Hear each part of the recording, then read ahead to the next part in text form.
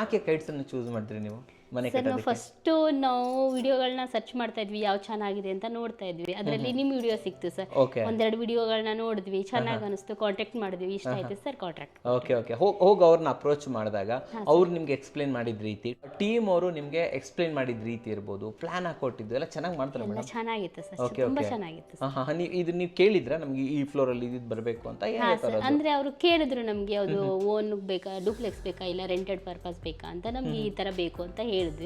So ಅದ್ರ ಪ್ರಕಾರ ನಾವು ಎಲ್ಲ ಪ್ಲಾನ್ ಎಲ್ಲ ಮಾಡ್ಕೊಟ್ರು. ಪ್ಲಾನ್ ಮಾಡ್ಕೊಂಡಿದ್ದು ಮಕ್ಕಳು ದೊಡ್ಡವರಾದ್ಮೇಲೆ ನೋಡ್ಕೊಂಡ್ರಾಯ್ತು. ಡೂಪ್ಲೆಕ್ಸ್ ಸದ್ಯಕ್ಕೆ ಆರಾಮ 2 BHK ಸಾಕು ಅಂತೀರ ನೀವು ಅಲ್ವಾ? ರೆಂಟಲ್ ಇನ್ಕಮ್ ತುಂಬಾ ಇಂಪಾರ್ಟೆಂಟ್ ಆಗುತ್ತೆ. ದೂರ ಇರಬೇಕಾದ್ರೆ ಅಪ್ಡೇಟ್ ಎಲ್ಲ ಹೆಂಗ್ ಗೊತ್ತಾಗ್ತಾ ಇತ್ತು ನಿಮ್ಗೆ? ಮನೆಯಲ್ಲಿ ಕ್ರಿಯೇಟ್ ಮಾಡಿದ್ರು ಸರ್, ಗ್ರೂಪ್ ಕ್ರಿಯೇಟ್ ಮಾಡ್ಬಿಟ್ಟು ಡೇ ಟು ಡೇ ಎಲ್ಲ ಅಪ್ಡೇಟ್ ಬರ್ತಾ ಇತ್ತು. ಯಾರು ಇಲ್ಲಿನ ಇಂಜಿನಿಯರ್ ಯಾರಿದ್ರು ಅವಾಗ? ಪವನ್ ಸರ್. ಪವನ್ ಹೇಗೆ? ಪವನ್ ಎಲ್ಲ ನಿಮ್ ಜೊತೆ ತುಂಬಾ ಒಳ್ಳೆ ವರ್ಕ್ ಒಳ್ಳೆ ವರ್ಕ್ ಮಾಡ್ತಾರೆ, ಕಮ್ಯುನಿಕೇಟ್ ಮಾಡ್ತಾರೆ.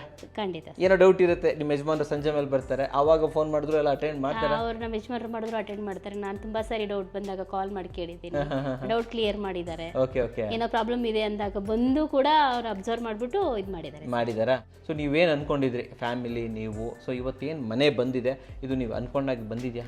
ಖಂಡಿತ ರೀಚ್ ಆಗಿದೆಯಾ?